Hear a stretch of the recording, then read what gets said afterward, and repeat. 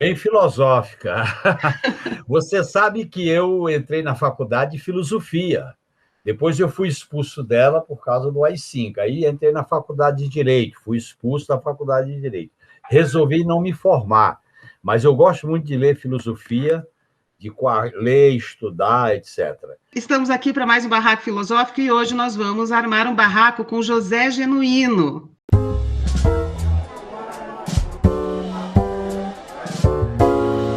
Barraco Filosófico.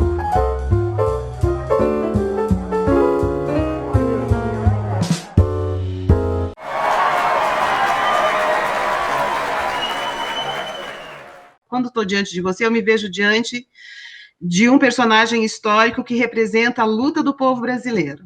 E foi a primeira vítima do lawfare que deu no que deu. E na revista Jacobin, você fala que não consegue viver sem sonhos e entende sonhos como a possibilidade humana de planejar um mundo melhor, né? E você diz que acredita que esse mundo teria que ter as seguintes características. O direito material, ele deveria se fundir com o direito subjetivo.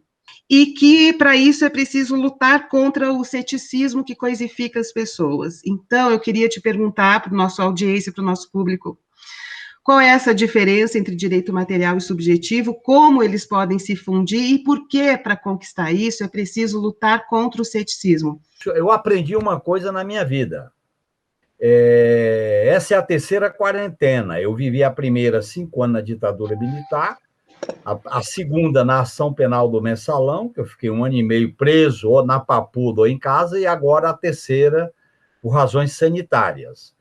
E eu aprendi uma coisa fundamental, que os humanos, o ser humano, ele é corpo, é alma, é espírito, é afeto, é potência, e a potência do ser humano é essa relação entre a alma e o corpo e a alma.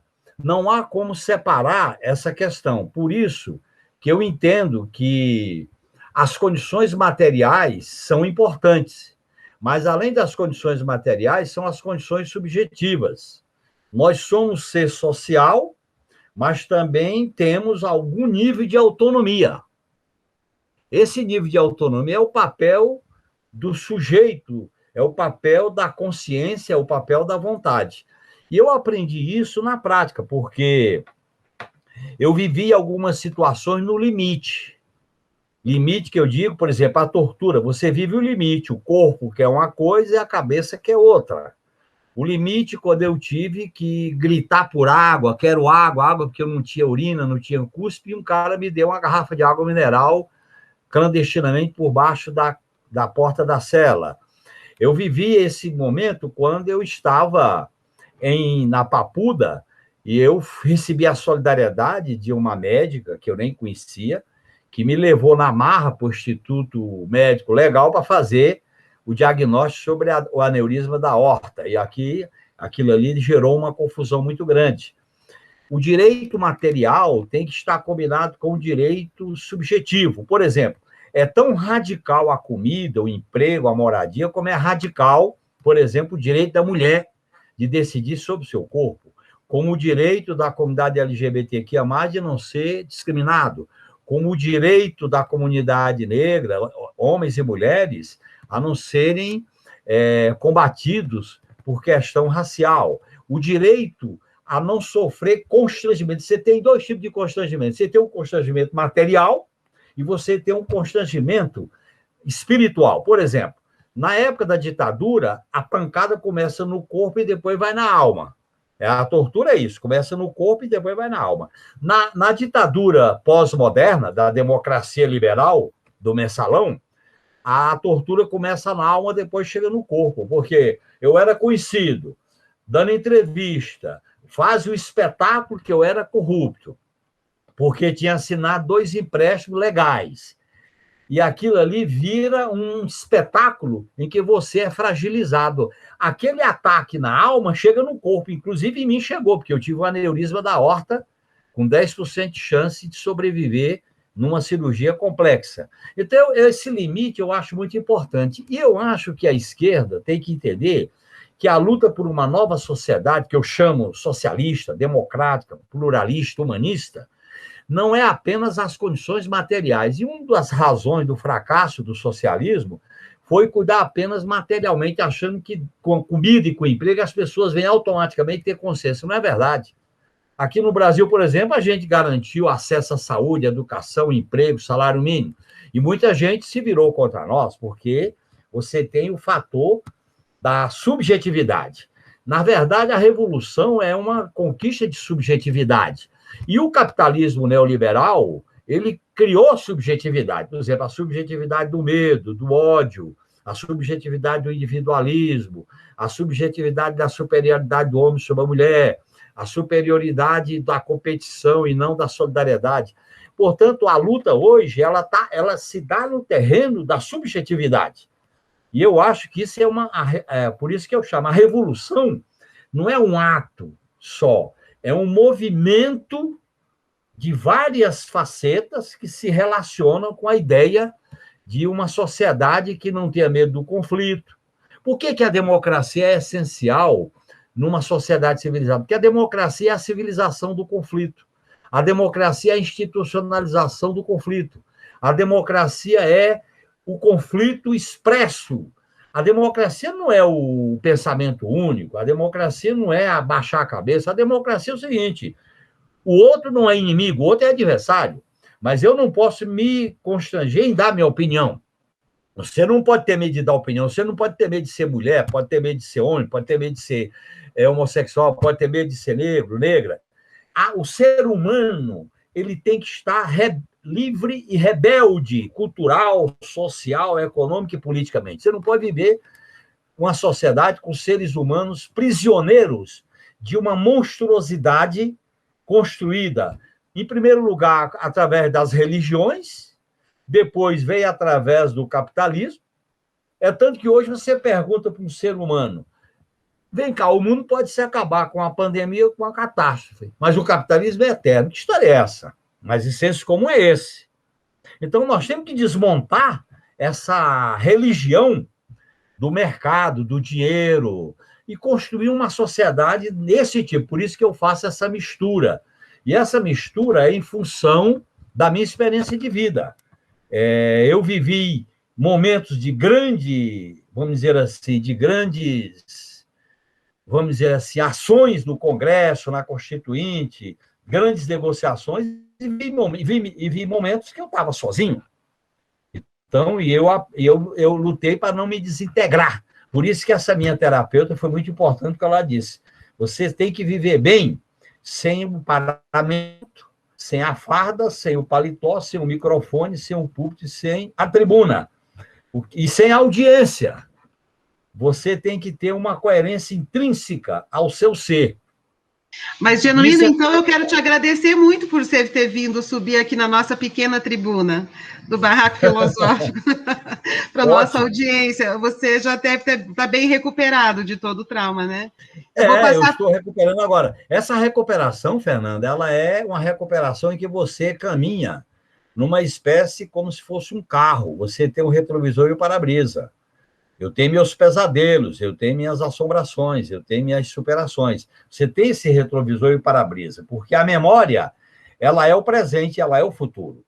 Eu sempre pergunto de onde eu vim, o que sou e para onde eu vou. Essa dialética está permanente na gente. Você não pode riscar a memória, não tem como. Ao mesmo tempo, você não pode viver só dela, você tem que olhar para frente, com aquela ideia do Eduardo Galeano, que caminhar é o caminho. O caminho é caminhar.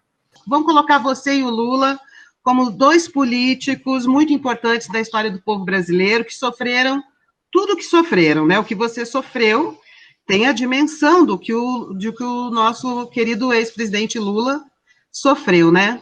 Só que o Lula, ele teve ao mesmo tempo uma recompensa simbólica, né? Então, eu fico pensando, por exemplo, o acampamento na frente da prisão, as pessoas gritando bom dia todo dia para o Lula. Ontem ele foi aclamado, aliás, gente, que está vindo, nós estamos gravando isso na quinta-feira, no dia seguinte, a coletiva que deu Lula, maravilhosa, né, ontem. Então, Lula tem toda uma recompensa afetiva, simbólica, emocional, que compensa toda a perseguição a loucura e o golpismo contra ele, né? Você, Genuíno, me parece que não teve essa recompensa ainda. Eu quero uma recompensa interior. Eu vou te dar um depoimento que, para mim, foi muito forte. Meu pai faleceu com 96 anos de idade. Ele era camponês, analfabeto, nunca conheceu São Paulo. E eu sou o filho mais velho. Trabalhei com ele na roça. E um dia ele me fez 4 perguntas. E eu não consegui responder. Ele disse, meu filho, me explica. Você trabalhava na roça. Saiu da roça para estudar e foi sacristão com o padre. Entrou na universidade, ia virar doutor. Aí a política lhe tirou da universidade. Ele sabe quando eu fui caçado. Segundo, você queria sair da roça para estudar, voltou para a roça para fazer guerrilha. Você vira deputado famoso em São Paulo e eu via você na televisão. E você não ficou rico. Quarto, vocês ganharam a questão contra o governo, que elegeram o Lula e ele está fazendo tudo de bom para nós. E você, nessa situação, me explica. Aí eu tive que dizer, é o destino. O meu destino é a luta. Para mim, a vida só tem sentido se ela estiver vinculada a causas. Com a vida a causas, a sonhos, a objetivo, porque senão ela fica sem sentido. E ele, tá difícil entender, né? Aí eu disse, aí a minha mãe participou da conversa e disse, se você vira famoso, e ela é muito religiosa, ela fazia novena, quando eu fiquei 12 anos sem aparecer em casa, ela dizia, e você fica no Congresso defendendo que Deus não existe, e defendendo o direito da mulher a interromper a gravidez. Aí ela disse, e você casou com a japonesa? Eu disse, e eu não me casei, eu me ajuntei com ela. Aí ela disse, como eu fiquei grávida do seu pai antes de me casar, é um castigo. Eu disse, castigo coisa nenhuma. Eu sou filho dessa rebeldia. Então, isso é um diálogo com a camponesa. Olha, que bonito, mas isso é a literatura, isso é a riqueza subjetiva que a gente estava falando. Claro, lógico. Você está fazendo literatura, bonito, e eu estou dizendo essas coisas até em primeira mão para vocês, porque vocês estão me estimulando isso. Boa tarde. Então, eu queria perguntar o que é esquerda. Assim, eu ia perguntar o que é esquerda hoje, aí faz sentido em falar o que é esquerda hoje, né? Faz, Renata. Para mim, esquerda é quem se compromete a lutar por uma sociedade de homens e mulheres com o princípio da igualdade social. Ser esquerda é colocar no centro das opções políticas a luta por igualdade social. O ser humano, não é legítimo o ser humano explorar o outro. Não é legítimo o ser humano ser dominado por outro. Não é legítimo o ser humano passar fome. Não é legítimo o ser humano ficar sem ter lugar para morar. Portanto, a grande conquista da esquerda, desde o Manifesto Comunista de 1848, portanto, há mais de 170 anos, foi colocar no centro do debate político da humanidade a questão da luta por igualdade social. E essa luta por igualdade social foi a grande conquista das revoluções. No século XIX, foram as conquistas trabalhistas da jornada, semana de 8 horas, previdência, estado do bem-estar social. As revoluções socialistas, com todos os erros e equívocos, garantiu o padrão material de vida das pessoas. Então, para mim, agora, essa questão se desdobra. O básico para mim é isso. Se desdobra para você ter, depois, você juntar isso com a liberdade. Você não pode, em nome da luta por igualdade, ferir a liberdade. Para mim, a liberdade é a autonomia do ser humano para dizer sim ou não. A liberdade não é o livre-arbítrio. Para mim, liberdade é o ser humano ter autonomia. Eu quero isso, eu quero aquilo. E, para mim, a liberdade é um valor intrínseco à luta por igualdade. E hoje, quando a gente fala dos vários processos de dominação, por exemplo, o patriarcalismo, o sexismo, a questão, por exemplo, racial, é uma mostra clara de que esse capitalismo neoliberal financeirizado, ele radicaliza a ideia de que os humanos são coisas, são números. Então, a ideia da rebelião social é muito importante. Eu gosto muito daquela frase do Che, que ele diz o seguinte, quando você vê a barbárie social e não se rebela, você perde a condição de ser humano. Porque o ser humano, quando ele não olha o outro, e o outro E até o Gabriel Garcia Marques, no livro dele, tem uma frase bonita. Solidariedade é quando você dá a mão para quem está no chão. Porque quando você dá a mão para quem é igual, é um cumprimento, é uma formalidade. Agora, quem está no chão e você dá a mão, levanta, é solidariedade. Por exemplo, eu tive um momento extremamente radical de solidariedade quando eu estava sendo torturado lá no Araguaia. Eu tive uma crise de malária. A malária tira água do corpo, que é uma febre muito alta. E o choque elétrico tira água do corpo. Então, eu tinha um momento que eu não tinha água nenhuma. Eu não tinha cuspe, não urinava nem nada. E eu gritava por água. E um soldado, clandestinamente, me deu uma garrafa de água mineral. Para mim, aquilo ali foi a maior solidariedade do mundo. Tá certo? Uma solidariedade desse tipo, que eu acho que é a solidariedade social. Quer dizer, então, para mim, eu acho que a atualidade da esquerda é isso. Para mim, a razão fundante. Até tem um livro do Bobbio, Norberto Bobbio, que é Esquerda e Direita, que ele toca nessa questão da diferença entre esquerda e direita. E essa questão é muito atual, porque o mundo hoje... Qual é a principal divisão do mundo hoje? É uma minoria, 1%, com tudo, e uma grande maioria sem nada. São os deserdados da terra. Imigrantes, refugiados, famintos, excluídos, né? Indígenas, quilombolas, por aí, perambulando. Então, eu acho que essa é a questão mais radical da luta da esquerda. Agora, eu estou partindo da ideia central. Isso tem que estar relacionado com uma visão de democracia. Por exemplo, a democracia, para mim, não é só votar. A democracia tem que ter conteúdo, é direitos. Você tem que ter uma sociedade de direitos. São direitos inalienáveis. E a humanidade, veja bem, companheiras e companheiros, ela construiu uma universalidade dos direitos. A Declaração dos Direitos do Cidadão da Revolução Francesa, da Independência Americana, e depois da ONU, é uma universalidade a direitos. E essa ideia dos direitos é fundamental. Eu acho que a grande conquista que eu me vinculei muito na Constituinte foi discutir o capítulo 5º da Constituição, que são os direitos fundamentais do ser humano. E esses direitos são a essência, porque sem direitos, o que é o ser humano? Então, aí você vai evoluindo para ter um processo de construção civilizatória da sociedade humana. E essa construção civilizatória tem que respeitar as particularidades de cada civilização, de cada região, de cada povo. A humanidade tem que conviver numa espécie de pacto civilizatório entre a ordem ocidental cristã, os muçulmanos, os judeus, os asiáticos, os chineses, dentro de um padrão civilizatório. Eu acho que esse é o ideal de uma sociedade radicalmente pluralista e democrática. Então, é nesse sentido que eu acho que a esquerda é atual ser de esquerda. E eu sou de esquerda e resgato esse compromisso com a luta por igualdade social.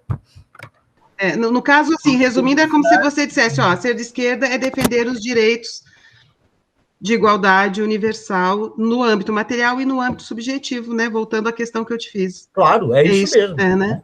Mas eu não tinha perguntado se faz sentido ser de esquerda hoje. Eu tinha perguntado se faz sentido falar ser de esquerda e ser de esquerda hoje. Tem alguma característica própria desse momento que a gente está vivendo, que definiria o que é ser de esquerda? Eu vou dizer para você, eu sou de esquerda e sou socialista. Porque ser de esquerda é um compromisso militante. Eu não posso ser de esquerda num projeto individualista. Porque se eu não mudar o mundo, não adianta eu ser um... Aí eu me apego naquela frase do Marx. Não adianta interpretar o mundo, tem que mudar o mundo, até sobre Feuerbach, né? Já quem está falando de filosofia. Então é necessário você mudar o mundo. O mais difícil é mudar o mundo mudado. Porque o ser humano está sempre mudando, e mudando o mundo mudado. Então, nesse sentido, eu estou resgatando o papel do ser humano como sujeito.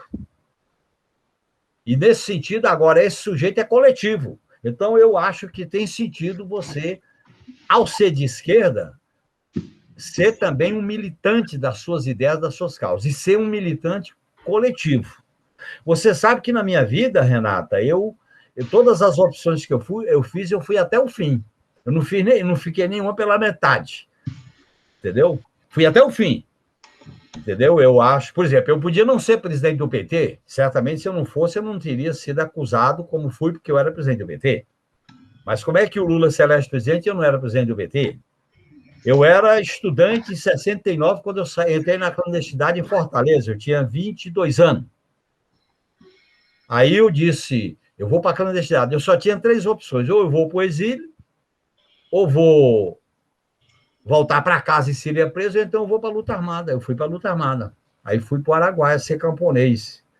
Então, para mim, essas opções, o ser humano é de opções, é de escolhas.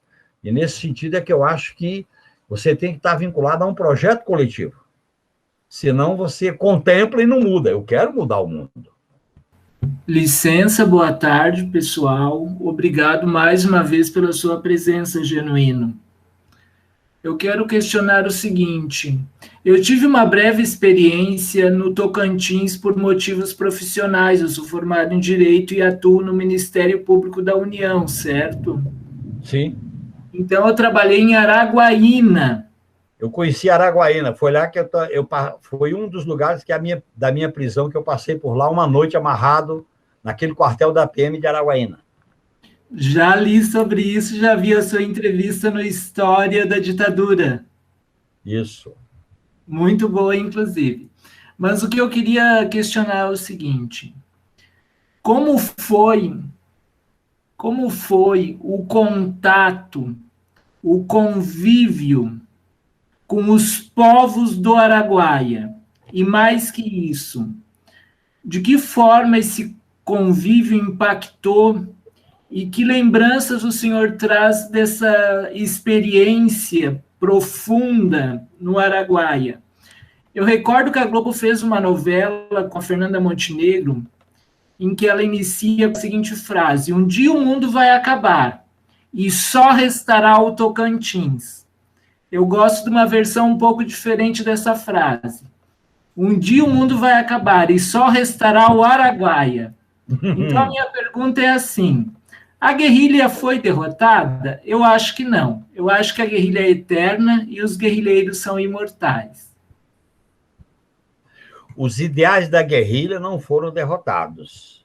E o gesto da pessoa... você sabe que o maior gesto do ser humano é quando dá a vida por aquele que acredita. Também não foi derrotado. Agora, a experiência política, enquanto uma alternativa para derrotar a ditadura, ela foi materialmente destruída num nível de heroísmo que raras vezes aconteceu na história do movimento de esquerda no Brasil. Dos 70 guerrilheiros, sobreviveram 12, mais ou menos, 2 corpos foram identificados e a maioria nem teve o direito de se identificar.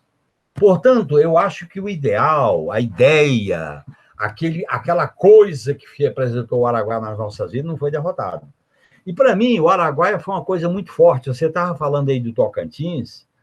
Aquele Tocantins era o norte de Goiás. Eu me lembro muito quando eu andava em Araguaína. Eu andava lá com outro nome, com outra identidade. E, para mim, era muito forte andar naquelas regiões. E uma das coisas mais interessantes é porque a gente era de uma geração, pessoal, nós somos filhos de uma geração da Revolução, a Revolução Cultural, Revolução Musical, Revolução Comportamental, Guerra do Vietnã, Revolução Cubana, morte do Che. Foi um processo de ebulição no mundo inteiro no pós-Segunda Guerra Mundial. E nós somos filhos dessa época. É tanto que a nossa geração não tinha medo. É proibido proibir, não tinha medo do risco, gostava do desafio. Nesse sentido, o Araguaia foi o maior exemplo de generosidade de uma geração de homens e mulheres que passaram por situações dificílimas. Viver na selva, para quem nunca viveu na selva, não era o meu caso, que eu vivi na roça, eu vi para alguns companheiros como era difícil. Convivia na selva, cobra, jacaré, bicho, malária, leishmaniose, não era brincadeira. E a gente convivia aquilo num grau de otimismo. A gente cantava a Internacional, a gente cantava as músicas, a gente cantava Apesar de Você, a gente cantava Disparada, a gente cantava Viola Enluarada. Aquilo ali era um canto que alimentava aquela geração que sabia que a vida, a gente só tinha um endereço de ida, não tinha um endereço de volta. Uma coisa que mais me machucou foi quando eu me senti preso. É como se eu tivesse sido separado do corpo. Quando eu me senti preso e vendo o que estava acontecendo. Então, eu acho que, nesse sentido, a lição do Araguaia foi muito alta. A gente conviveu intensamente com o povo. Porque a nossa lei lá era conviver com o povo para se misturar com o povo. E a gente se misturava radicalmente com o povo. Trabalhar na roça, caçar, se vestir, comer coisas que o povo comia. Às vezes a gente se assustava. A primeira vez que eu fui comer açaí, num caldeirão de madeira, numa gamela de madeira, eu vi aquele negócio e eu fiquei assustado. É sangue. Aí o cara botou farinha e disse, come. Eu comi aquilo ali, era uma doçura. Comi açaí puro. Quer dizer, lá no meio do mato, não era no barraco, né? Quer dizer, então essas coisas eram muito fortes. E a gente tinha uma relação que é diferente da vida normal. Na guerrilha, todo mundo é igual. Não tem separação entre homem e mulher, não tem separação entre chefe e comandado, todo mundo faz a mesma coisa, todo mundo tem as mesmas coisas. Às vezes eu via companheiras que diziam, olha, eu vou comandar não é porque eu sou mulher, eu vou comandar porque eu atiro melhor do que vocês. Eu não vou comandar porque vocês vão dar uma cota de tiro para mim. Não, é porque eu faço melhor do que vocês. Então, vocês têm que se enquadrarem. Eu vivi isso aí. Então, foi uma experiência muito forte. Por isso que uma coisa muito forte que eu convivi com a população. Por exemplo, eu tive preso com um jovem, aí ele disse, o que é aquele fio que bota na minha orelha e eu fico pulando como sapo? Então, ele conheceu a modernidade, que é a eletricidade, com a tortura, que é medieval. Porque ele nunca tinha visto a eletricidade. Então, essas coisas, esse convívio era muito intenso. Quando eu convivia lá, por exemplo, eu via como é que as mulheres morriam por não ter nenhuma assistência à situação de ter filhos. E eu vi que os médicos, companheiros da guerrilha, faziam partos em situação que eles diziam que eram curandeiros. E a gente vivia no mato com aquela miséria, aquela esperança de libertar aquele povo. Então, eu diria para você que foi um convívio muito intenso. Alguns aspectos extremamente até pitorescos. Por exemplo, a gente lá tinha companheiros que eram casais e outros não eram. E os companheiros que não eram casados tinham uma relação social na região. E a gente tinha dificuldade, porque era proibido a gente ter relação afetiva com mulheres camponesas, porque a gente não podia contrair essa relação estável. E era um problema, porque o pessoal ficava desconfiado. Que são esses caras, jovens, 23 anos, 24 anos, andando pelos lugares e não tem mulher, não é casado? O que é isso? E aí, quando a gente ia para a cidade, eles diziam, vocês não podem ir para o Vietnã. O Vietnã era a zona, porque tinha muita morte. Né? Quer dizer, então era um convívio muito intenso com aquela coisa que a gente vivia no mato. E agora, a gente encontrava a selva, por exemplo, eu costumava dizer que a selva era como a Paulista. A gente andava na selva como se fosse na Paulista, sem se perder, adorando o canto dos pássaros, dormir, o ronco da onça, saber atirar, os rios. Então, a gente vivia naquele mundo. Por exemplo, a Serra Pelada, quando a gente andava por lá, a gente via aquele minério bem douradinho no solo, ali por cima. Era a Serra Pelada, a gente não estava lá para ser garimpeiro. Então, foi uma vida muito intensa. E a coisa que mais me marca até hoje é a minha convivência com as companheiras. A gente tinha uma convivência muito intensa. Inclusive, tem uma companheira que eu conheci ela aqui do movimento estudantil, a Sueli, que era estudante da USP, japonesa, e ela tinha um cabelo longo, muito bonito, e eu dizia, Sueli, deixa seu cabelo que eu quero cortar o cabelo para fazer do cabelo a armadilha, porque a gente bota o cabelo na pista e pega quem passar pelo cabelo. E o cabelo é ideal porque ele tem a cor preta, não é visível, e tem o cheiro de quem está vivendo no mato. Então, essas coisas a gente ia criando cada coisa. Eu diria para vocês que era uma vida muito intensa mesmo. E a gente construiu essa visão muito ideal, muito romântica. A guerrilha tem o lado romântico e o lado brutal. Você sabe que a guerrilha é uma mistura de poesia com sangue. Tem poesia e sangue toda hora. Você está equilibrando essa contradição. E eu vivia isso lá com os companheiros e as companheiras. Até hoje isso marca muito.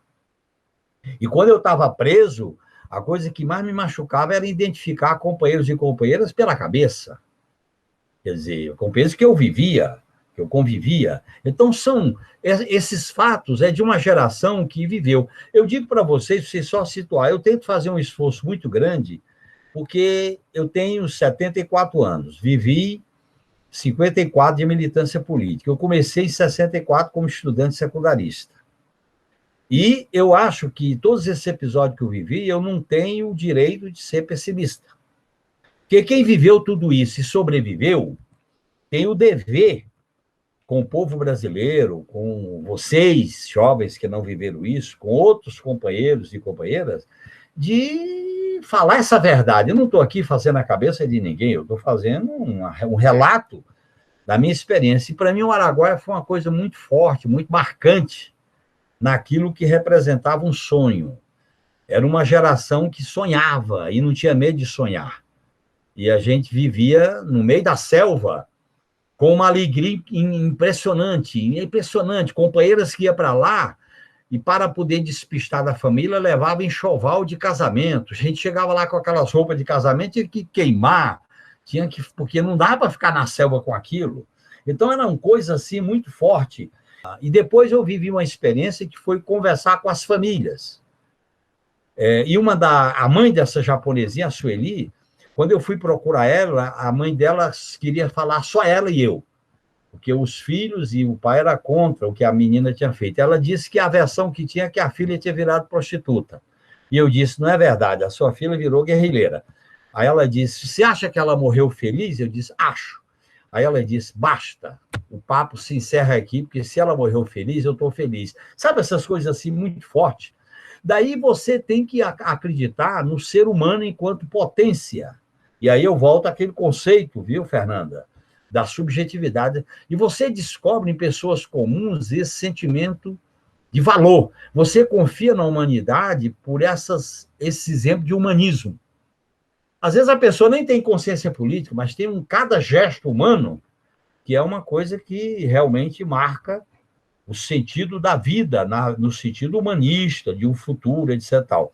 Aí você vê, o ser humano é capaz de barbaridades, e a gente sabe disso.